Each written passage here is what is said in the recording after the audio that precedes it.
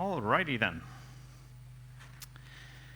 Let's get this thing started. If people make it, they'll make it throughout the session. Hello, everyone. How's DefCamp been treating you so far? Any good sessions? Okay. Well, hopefully, I won't disappoint, and you'll find some interesting new things from this session as well. Once again, as I was mentioning in the morning, without all of these guys over there, we wouldn't be here today. Let's see what we're going to be talking about. For those of you who don't know me, my name's Tudor Damian. I'm doing stuff around security. Surprise, surprise, at this conference. I act as sort of a virtual CISO. So we help companies better define their security strategy, figure out whether they have any gaps in their security posture, do GRC, things of that nature. So anything that a CISO would do, but externalized. So that's my day-to-day thing.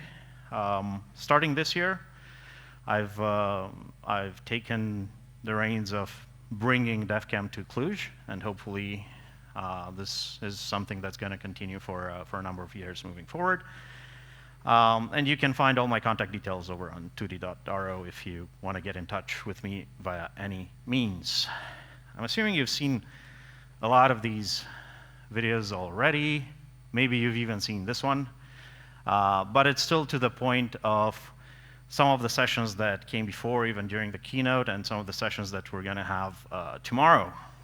This one's very targeted or niched at what we're doing here. Dear Romanians, I've heard that in your country, when someone runs out of money, they exchange 100 euros. But why don't they exchange $100? My fellow Americans, did you know that everyone born in Romania is automatically granted a PhD in life? They know everything, are experts in everything, and there's nothing they can't do. Want to build a rocket ship? No problem. The average Romanian can do it with their eyes closed. Need brain surgery? Just ask the nearest Romanian, and they'll have it sorted out in no time. Romanians are never wrong. Even when they appear to be wrong, they're actually right. They can fix anything with duct tape and chewing gum, and they can debate any topic with the confidence of a seasoned politician. They are masters of every craft, from cooking to carpentry to quantum physics. Finally, I would like to thank Maria Iliescu from Suceava for warning me about Bill Gates' plans with vaccines and microchips. I will take actions. God bless Romania. All right, so once again, it's almost incredible the level to which these things are brought, and the lip sync is just due to the long wires here. It's actually way better if you look at the video online or directly on the laptop. So they did a better job doing the lip sync and everything and generating the voice. This is something that's been around for a while now. So it's no news, I'm assuming, to anyone. But there is a problem that's growing, and this is part of all of that, and that's also something that we're going to be covering during today's talk. So I don't have any demos or anything. It's mainly designed to be sort of an awareness session. And I will be talking about things that you may already know, hopefully not all of them, right? I'm just trying to put things in context. I'm just trying to take you a bit through what's been going on, what's been trending in the world of cybersecurity, and how attacks are evolving, and some of the solutions for that, and some of the maybe examples of attacks that have happened in recent years. And then we'll also be touching base on how to prevent, to respond to those attacks as well. So let's look at some numbers. And I've been trying to kind of find interesting data and statistics. The problem is I found numerous studies that had numbers contradicting themselves. Like some study was saying that ransomware is on the rise. Another study saying that ransomware is going down. So where's the truth? And the truth is, it depends on how you look at the data. And I think one of the best sources for showing that fact was actually the study done by the guys at Hive Systems. I don't know if you've heard about them. They're the guys with the password table. I'll be touching on that in a bit. But they did a study looking at cybersecurity incidents and data breach and their perception in terms of how they're reported in the industry, what's being published in scientific journals, what's being covered in the news, what are people searching for on the web, right? And it's all different. So the biggest problem or the biggest trend really varies based on who you look at, who's writing about it, who's looking at it, who's searching for it, right? The thing is, all of these types of incidents are happening, and it really depends on who they impact. If your company's been hit by ransomware, ransomware is the worst thing ever nowadays, right? If however, you're seeing a lot of denial of service, right? Because if you look at what's being published in academia, the green part is denial of service, or what the industry reports. The moment Twitter or Instagram or Facebook is down, everybody notices, right? So it's some form of denial of service. It doesn't mean they've been breached or compromised, but it's something that a lot more people notice, right? As opposed to some ransomware attack that hasn't even been made public by the target company, by the victim. So you won't even know that company X that you deal with had a ransomware. You just know that for a couple of days, nobody on their emails was responding and their website wasn't working. They had just a maintenance website page put up, and that's it, right? So it really depends on where you look at the data in terms of what the data actually shows you. Personally, I've been a fan of Verizon's work over the years, even like the very latest report has some weird takes on the data. So they present the data, but then the conclusions I don't really agree with. But they do look at a lot of data breaches. So they've been doing this for a while. They analyze a whole bunch of data breaches from all over the world. They do data analysis and statistics on them and give you some insights. And they publish this every year. So some of their findings, we're going to be going through them really quick now. Vulnerabilities. So the exploitation of vulnerabilities as the initial access step. So the way the bad guys get in first, that grew by 180%, almost triple from the year before, right? So it's easier and easier for the bad guys to just take any known vulnerability and use it, because there's more and more tools that do that for you automatically. The patching side of things that was mentioned in the morning is not really happening, and I'm even talking about like SolarWinds. Who here hasn't heard of SolarWinds and the SolarWinds hack? Okay, so no hands. That was in 2020. The SolarWinds vulnerability was still out there in 2023, and there's still reported cases from last year with SolarWinds versions of software that were known to be compromised still out there in the wild, because nobody bothers to patch. MoveIt. Who here heard of MoveIt? So that was last year.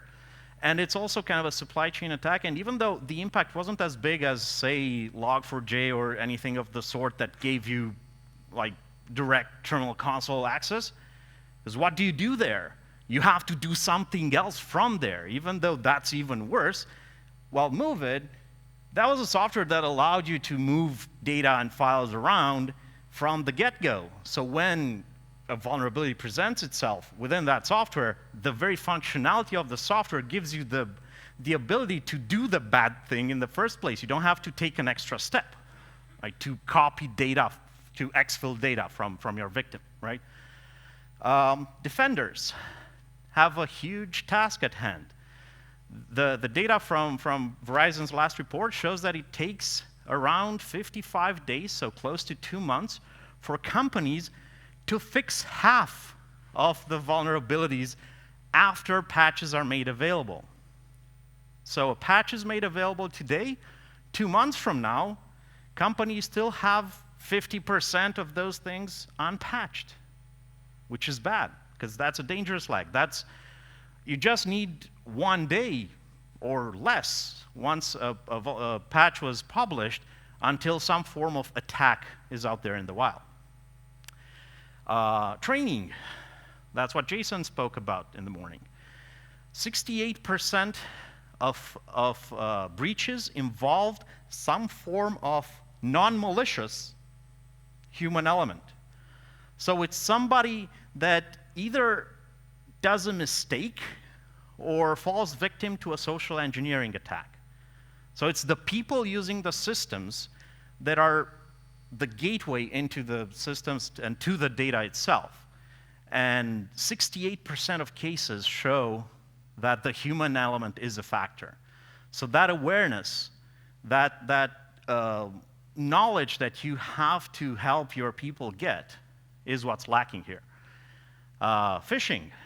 Another interesting statistics that they show, the median time from when someone gets an email, scans it, because they don't spend a minute looking at the email and checking if it's legit and everything, scanning it, clicking on a link, and then doing something on that link is under a minute. So it usually takes less than a minute for a phishing email to succeed nowadays, which, again, not so great. Stolen credentials remain massively popular, and I'll touch on that in a bit.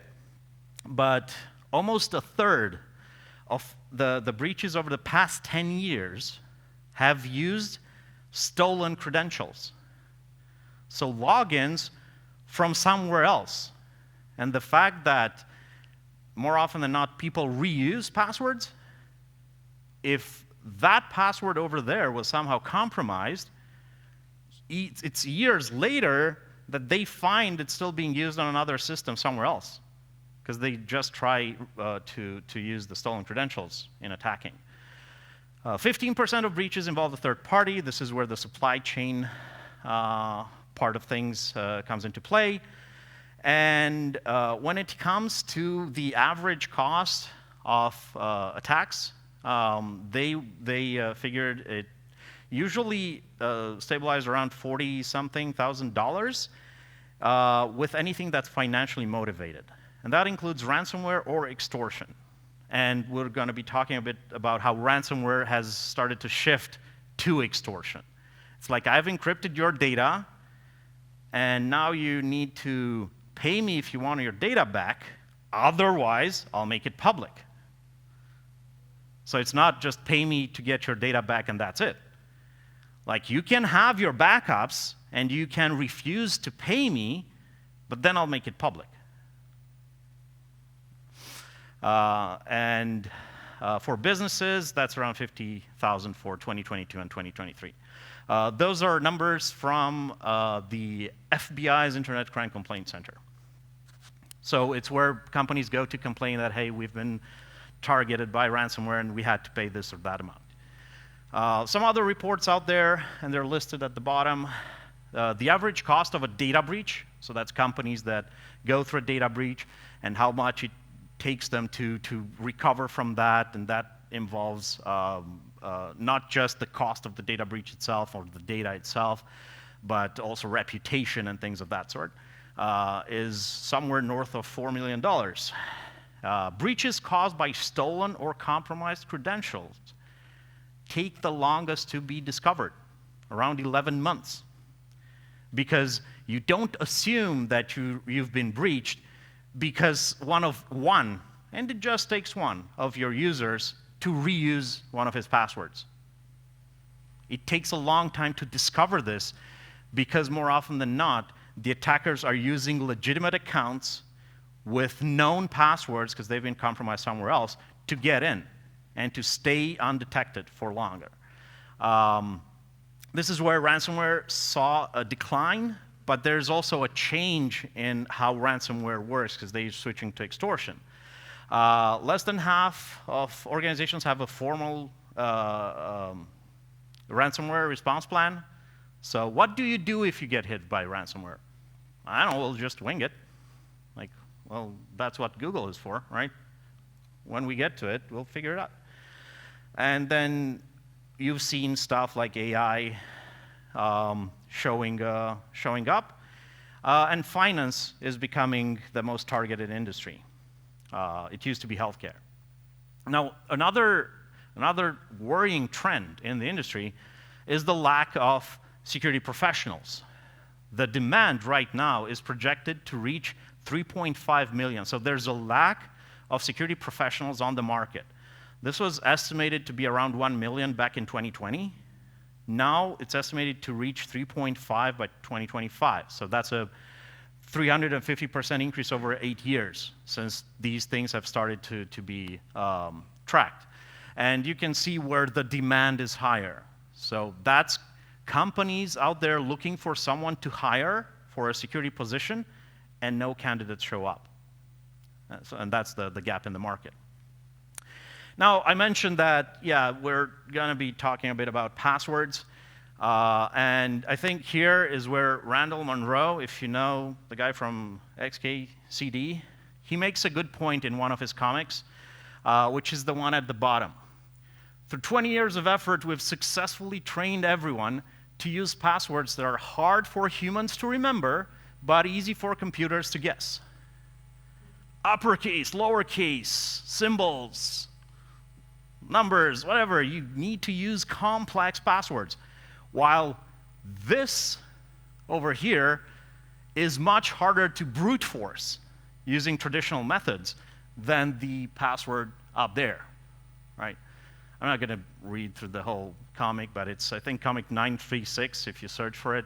And it's a really good one because it kind of captures the thing where you're forcing humans to use their brain in a way that's not really natural to remember all these complex passwords, but they're going with passwords that are as short as possible,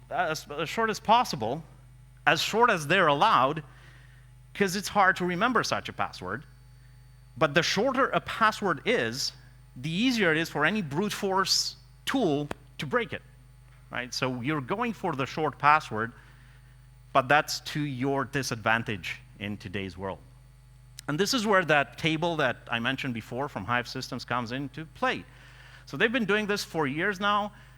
This year, they changed the table from showing how long it takes to break MD5 to how long it takes to break bcrypt. And there's a reason for that. A bit of history here. So they have kind of the same methodology every year, and they just change how they compute the data. They take what's reasonably available on the market for an average consumer or an average bad guy that wants to crack passwords, right?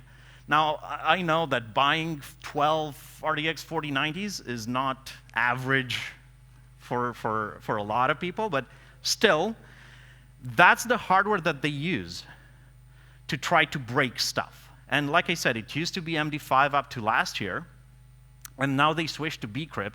The main reason is most sites do use MD5 with or without salt or bcrypt in one way or another to store the hashes of the passwords, right?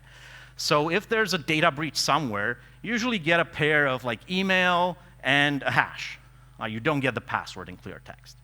And this shows how long it takes to break those passwords based on the length, the complexity, and so on.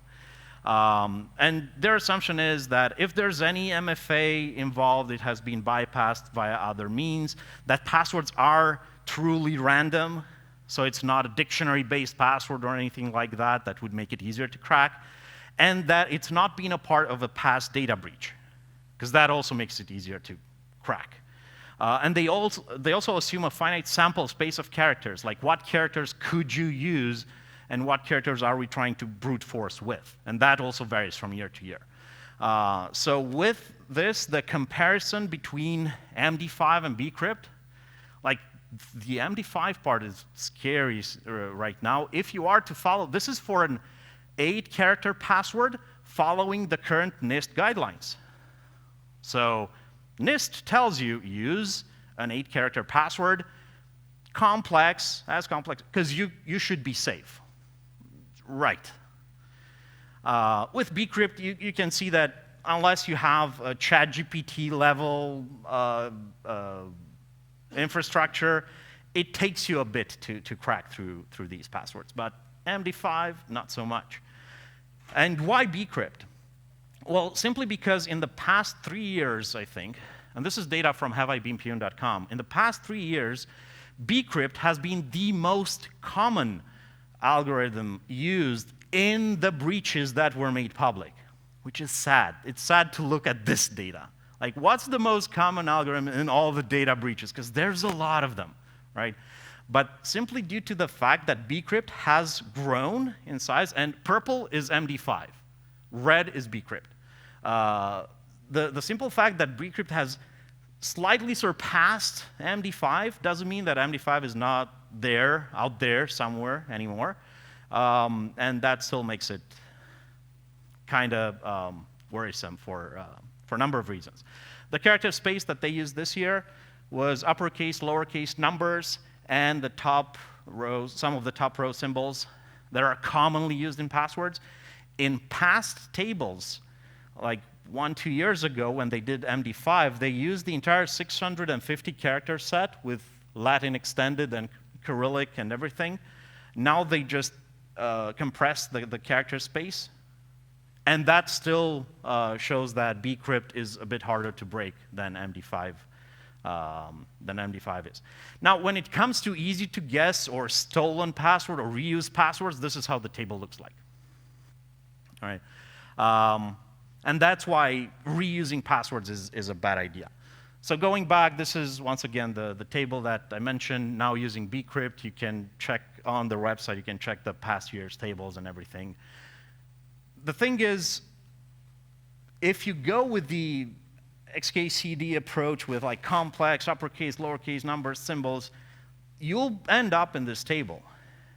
If, however, you use passphrases, which some websites don't even allow you to use, because you don't have an uppercase, lowercase, symbol, blah, blah, blah, even though your password is 30 characters in length. It's not even on the table, right? But it's easier to remember for you as a human. They won't let you because it's not complex enough. Well, yeah. Other attacks on the rise. So yeah, like I mentioned, passwords are still a thing, and password-based attacks spiked in 2023. Not only are they still a thing, but they're the thing for some data breaches. And this includes credential stuffing, password reuse, password spraying, so all sorts of attacks, and I've talked about some of these at past talks, past conferences. I won't go too much into detail, but essentially reusing passwords or just trying potentially common passwords on multiple accounts. Instead of trying 1,000 passwords on one account to trigger any sort of locking mechanism like a captcha or something after 3 failed attempts, you just take 1, 2, 3, 4, 5, 6, and try that on 1,000 accounts. 1 attempt each. Data from data breaches show that in some cases, 1, 2, 3, 4, 5, 6 is used by up to 2% of people. So that's 1 in 50. So you don't have to try really long, complex passwords. You just try 1, 2, 3, 4, 5, 6. And if it's 1 in 50, you don't have to hack into all the accounts. You just have to hack into one. And if you're trying it on 100 or 200 or 300 accounts, you might get lucky. That's password spraying. Then there's nation states.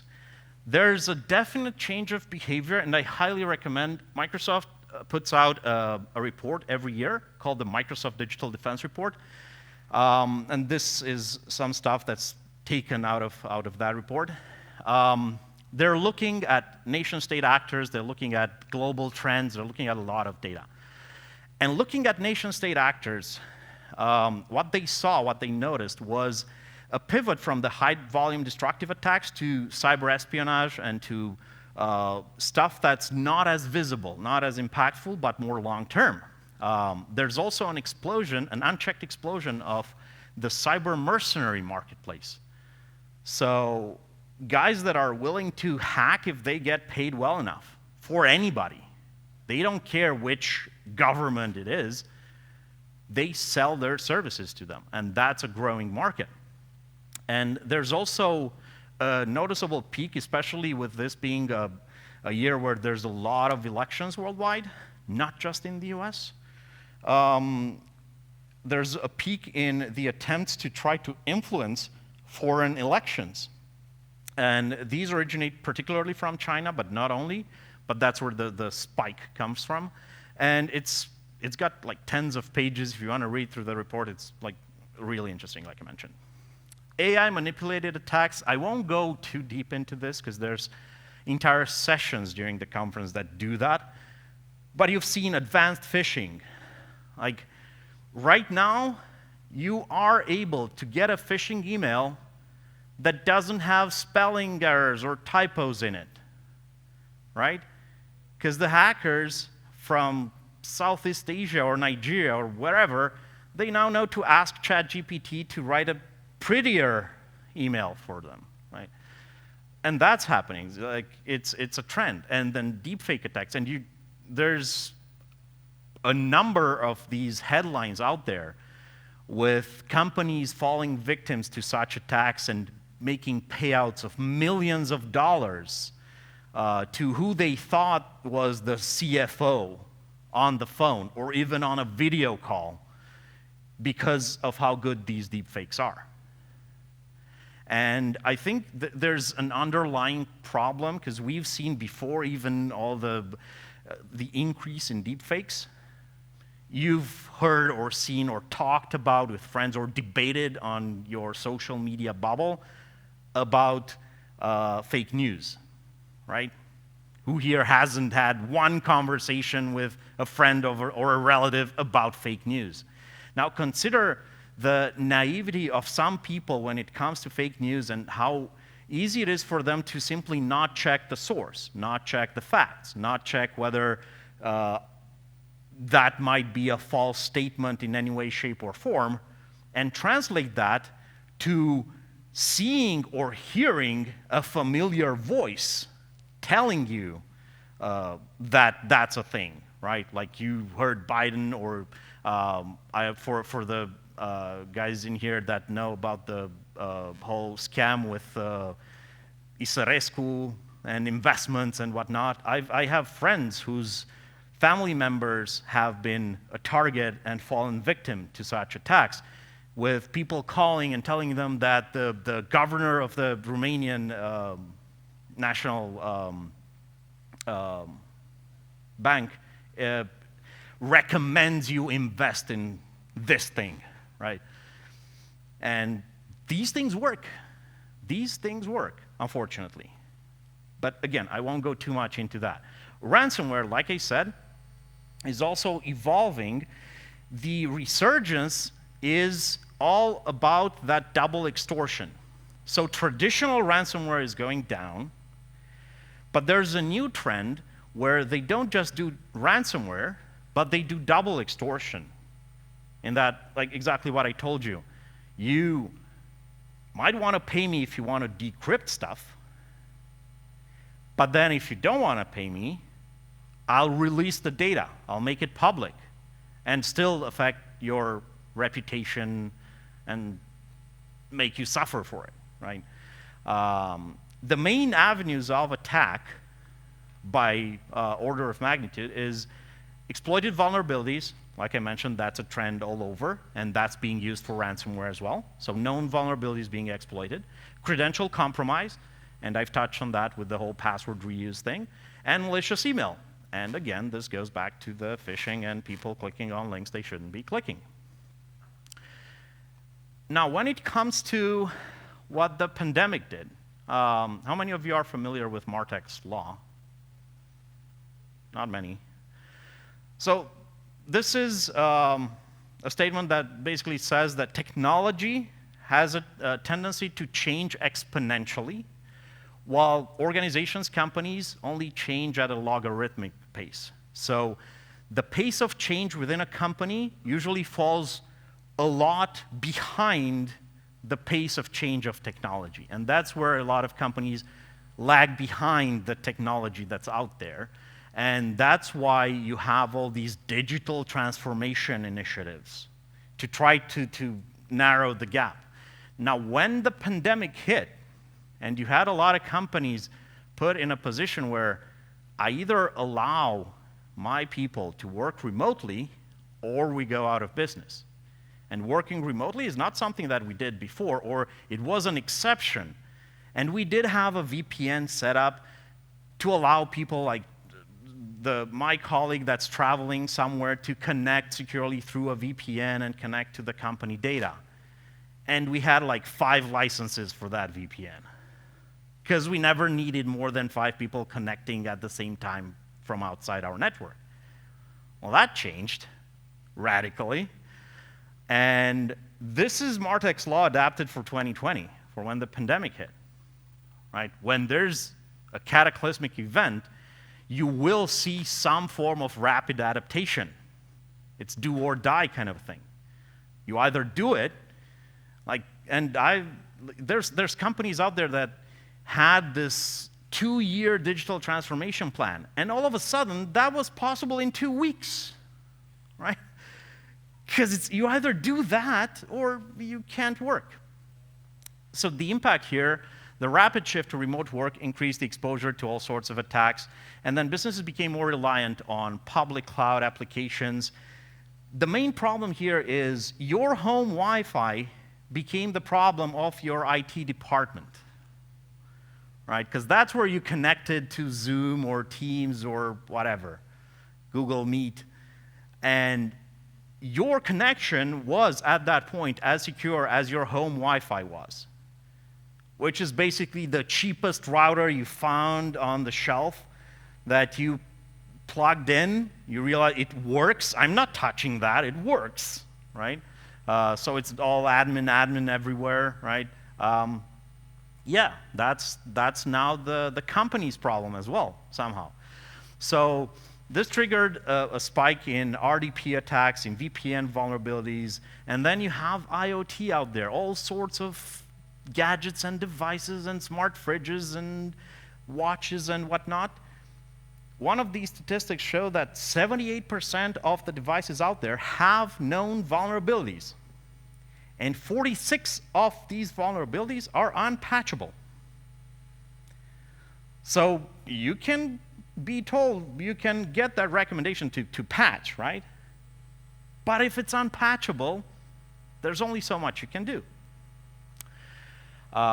Business email compromise has also seen an increase in recent years, and this is all about hacking and spoofing emails to try to trick companies into paying. Usually it's about money. So making a payment into an account, wiring some money somewhere where they shouldn't. And these end up being fairly complicated and go over long periods of time. But when they're successful, it's painful. And I've investigated a number of these cases over the past few years, all with payments in the like 6-digit range and not in Romanian currency. And those are payments that were done and no trace of the money, and they realized 3 months later that that payment wasn't actually made to who they thought they were paying, because they were still responding and saying, yeah, it's all good, it's whatever, while the other guys were asking, like, where's the money? But since the bad guys kind of interfered with the communication, they were getting communication from both ends, and they were telling each side whatever they wanted. Like, yeah, there's a problem at the bank, but don't worry, we're on it, and next week we're gonna take care of this. And it was enough, at least in one of these cases, they managed to trick the victim enough so that the default time for stuff to be logged, this was an M365 kind of thing, and they had the logs there, But after 90 days, most of these get erased.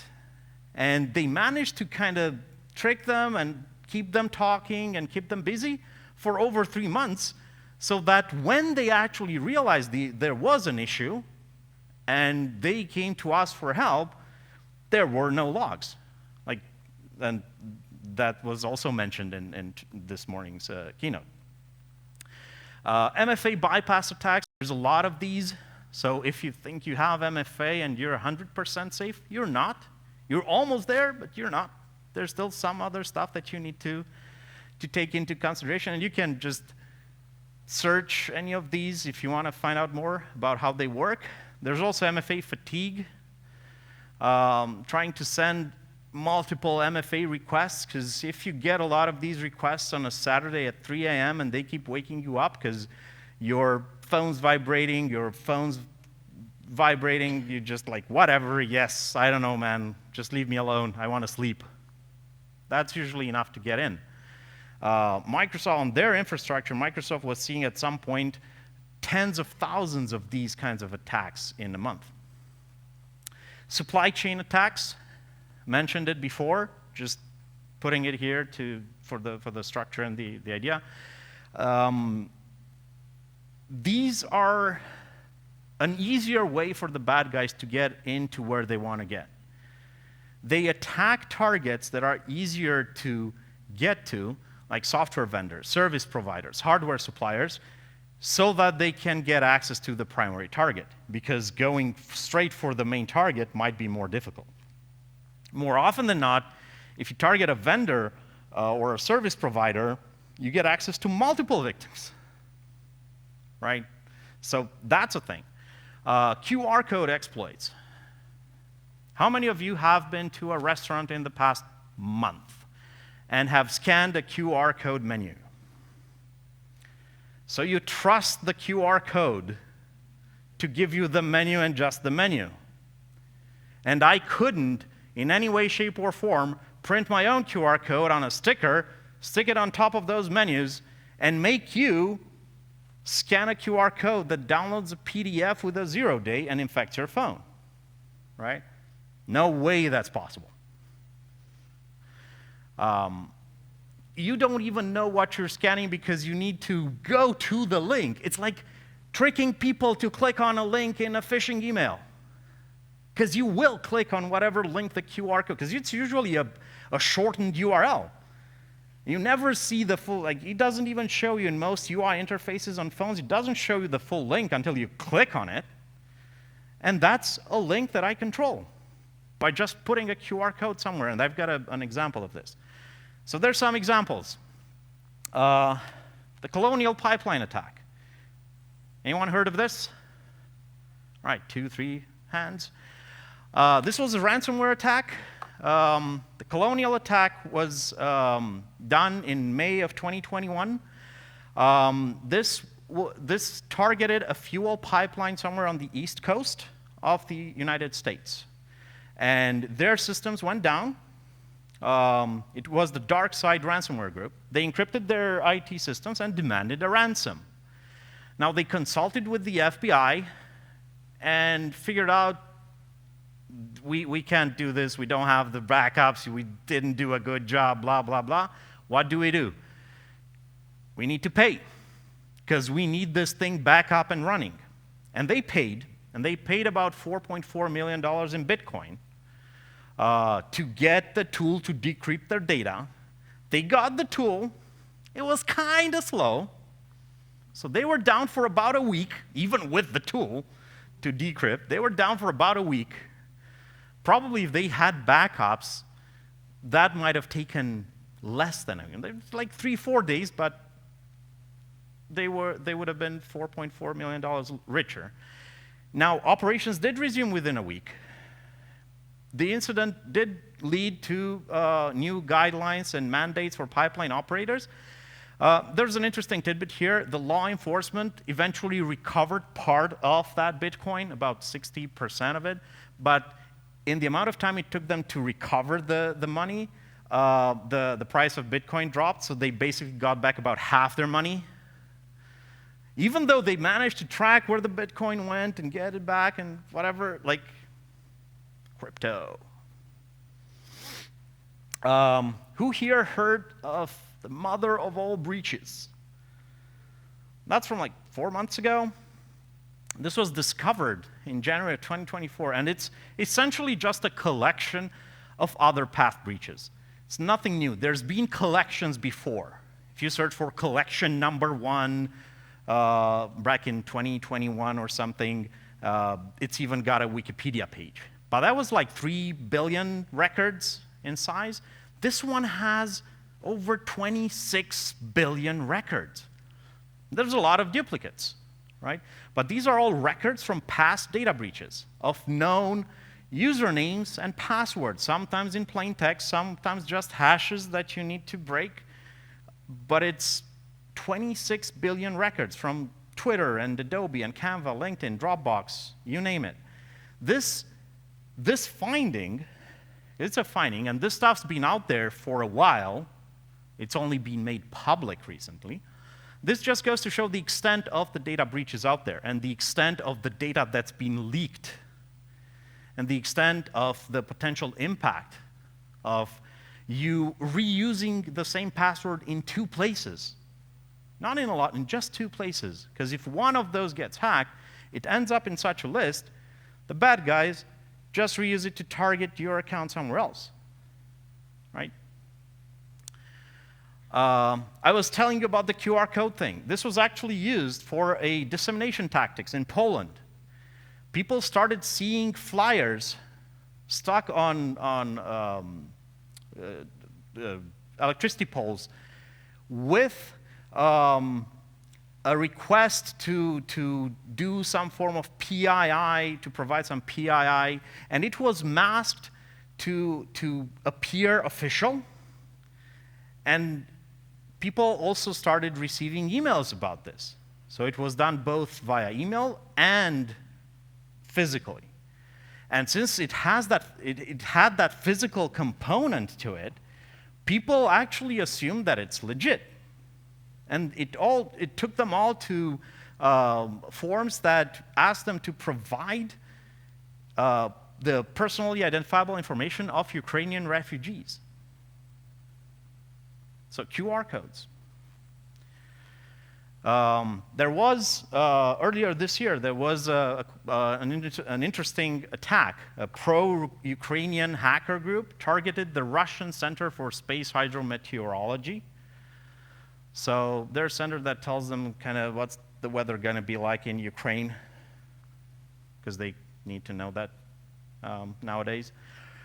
What they did was they managed to delete around 2 petabytes of data, which obviously affected all the state entities that were using that data. And yeah, cyber warfare does play a role in geopolitics. Trello had a data breach earlier this year that affected over 15 million users. Who here has a Trello account? Or had a Trello account at some point and never deleted it? Because that's more important, right? It's not like I have a Trello account because I have an open tab in my browser every day. No, did you have one 7 years ago? And you stopped using it, but never deleted it, never changed your password or anything? If that company or that service goes through a data breach, your data is now somewhere in a collection, right? So then what should I do to protect myself from these kinds of things? Well, there's a number of things that you could do. This is, again, a list of steps that Microsoft put in their digital defense report.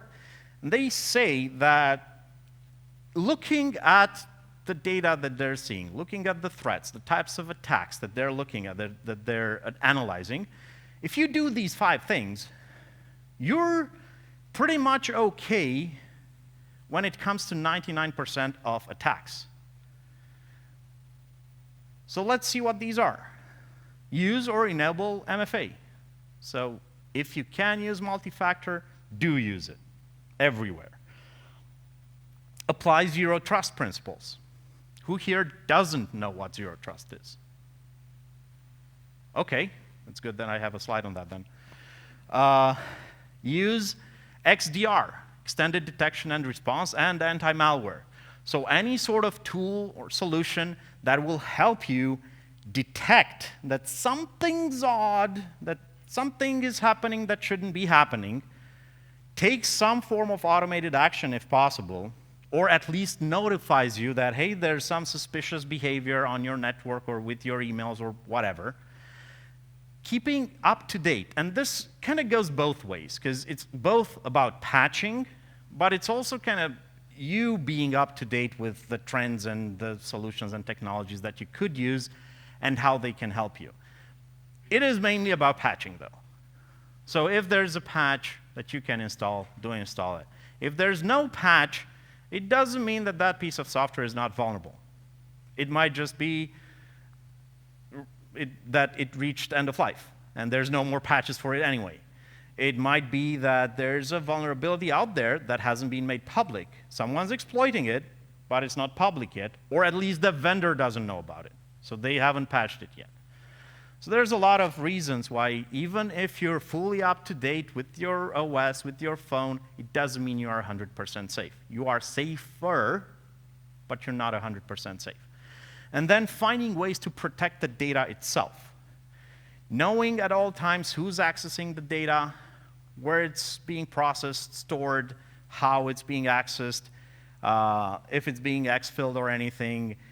If once you send a file to someone, do you still have control over it? Can you revoke access to that file? There's solutions out there that help you do this. Like that email, that random email with an attachment that was sent to the wrong George, right, with the autocomplete. And then you send out another email saying, hey, George, the previous email wasn't for you. Please delete it. It's confidential. Do not open that file. Please. It's important. Do not open. You know they won't open it, right? Like one thing that actually, I have a friend that this happened to. They sent out an email by mistake. They sent out a second email saying, hey, please don't touch that because it wasn't meant for you. And they got a forward back saying, it's okay, I haven't touched it, I'm sending it back to you. Right? Yes. So there's that. But there's ways to protect your data even if you've sent it to somebody and you want to revoke access to it without having to send that pretty please email, right? Zero trust, because you mentioned you're not familiar with zero trust. This is an approach where you're trying to ensure that you don't trust anything or anyone, no device, no user on the network. You assume the worst. You assume that any user could have been compromised, and there's a way for you to check that at all times. So you're kind of being overly paranoid when doing zero trust, but it pays off because you're going with an assumption that if you should have access, you will have access, but then I'm also looking at potential behavior that shows me that you're not who you pretend to be. Because if you have something in your system, in your network, in your application to detect that that user is doing something that they shouldn't be doing, right? It's, say, an accounting app, and usually users log in Monday to Friday, 9 to 6, right? And then you've got this new login on a Saturday at 3 a.m. accessing parts of the software or doing massive exports of data that that particular user isn't regularly doing. Detecting this kind of behavior, like you're connecting usually from Cluj, and all of a sudden, you've logged in from Cluj, and then 5 minutes later, you're logging in from Singapore. Impossible travel, right? So you're looking at all these things. The zero trust approach looks at both the identities, like whether it's human or non-human for applications and whatnot, and the endpoints, the devices that user or app is connecting from. And you look at the compliance of the device, at the way the user authenticates. And if you believe there's something weird, you can request some enhancement. Like you're logging in from a place that you don't often log in. I know I told you that you're only required to put in your MFA token every 30 days or so. But please do it again, just this time from this location for me, right? So putting in that extra thing, that extra type of validation. And then it goes to some form of policy evaluation and enforcement where you do two things. You try to optimize the policy by using the data, and you do threat protection, like threat intelligence, forensics, response automation, by, again, using all the data. But what you do when a request comes in is you try to figure out if that user should have access to that application. So you do kind of a one-to-one mapping for every user to every application they should have access to. It's a lot more than VPN or just network-based stuff, because with a VPN, you're allowing a user to log in, doing all the MFA and everything, but once they're logged in, once they're inside, they've got access to everything, usually, right? There's no network segmentation, and even with network segmentation, that's not enough. This goes even further and checks for each individual request to each individual app. Should this user have access to this application or this service or this endpoint at this point in time, from this location, from that device, using those credentials? And if the answer is yes, you grant them that permission. If not, you deny them the permission. So it goes a lot deeper. And on the network, you look at both the classification and labeling and encryption for data. You look at adaptive access for applications and runtime control for everything in the infrastructure. This is where just enough and just in time approaches come in. Like, you don't want an admin to be an admin at all times. You can have that user as a regular user, and only when they request access to, say, change a DNS entry, are they given enough access to change that entry based on predefined rules. Once they've changed the entry, the access is revoked, so that if that account ever gets compromised, they're a regular user. They're not a domain admin, right? So it's also just enough, just in time. And the third part of Zero Trust is the assume breach approach. It's shifting from a how do I prevent, how do I protect, how do I try to make sure that I don't get hacked, to how could I tell today that I've been hacked yesterday, right? Because it's different, and the approach you use is different, the tools you use are different, so it's all about that change in mindset. And that's kind of the gist of Zero Trust in 5 minutes. I have another, so if you search for Zero Trust in my name, I have a couple of other sessions that were recorded at other events. You can dig deeper into that if you want. Then there's the SOAR part, the security orchestration, automation, and response, if you want to go deeper into the whole approach to prevent, protect, detect, respond kind of a thing. This is all about automated detection and response. Because even if you have a system that detects that, hey, there's something wonky going on in the network, if it just sends you an email on a Saturday at 2 a.m., and your IT guys only come into work on a Monday morning, if it's not Easter or something, and then they come on Tuesday, like, what could the bad guys do in the 24, 48, 72 hours that they've been in, right? And this is also about how budgets can change before or after a data breach. Who here has had this thing or know about a situation where after a data breach, the budget all of a sudden was a lot more generous, right? But it's only after. And then when it comes to incident response, building an incident response plan is part of your strategy to kind of address this. And there's different ways to do it. If you have no clue where to start, NIST actually has Computer Security Incident Handling Guide, a special publication. It's 800-61, revision 2. So you can check that out. It's a document that tells you in detail, step by step, how you can do incident response. And see what makes sense for you.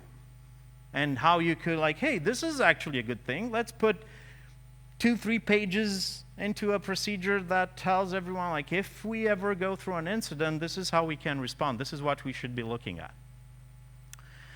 And when it comes to looking at what the future might bring, and there's actually some good sessions on quantum crypto.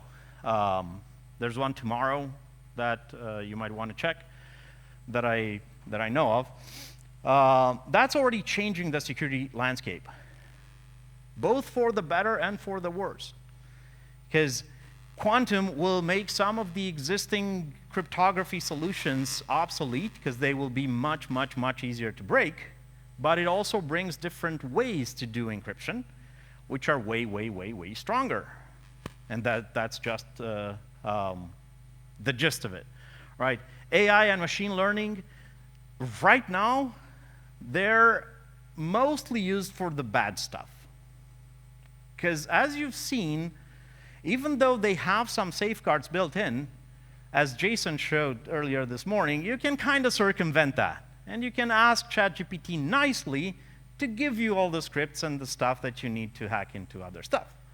But now they're making their way, so these things are making their way into the security tools designed to defend as well. It's a slower motion. It's slightly lagging behind compared to the creativity of the bad guys using those tools, but it's there, and it's happening. And there's another discussion with deepfakes and the need to kind of figure out how we can do any sort of digital authenticity attestation, like ensuring that when you go on a call on Teams or Zoom or whatever with someone, you know they're that someone. And that can be tied to some certificate that you need to find a way, because that's going to be wonky, to find a way to tie a certificate to their identity. And when a certain communication stream comes from someone that signed with that certificate, you know it's from them. But how you generate that and that could be faked. How you generate that in the first place and how you validate that in meat space, if you will, before you do the certificate thing, that's under debate. There's a lot of discussions in that area. So I've got like 3 minutes for questions and more. I'll be around here both today and tomorrow, so we can talk more. But if there's anything right now, feel free to raise your hand.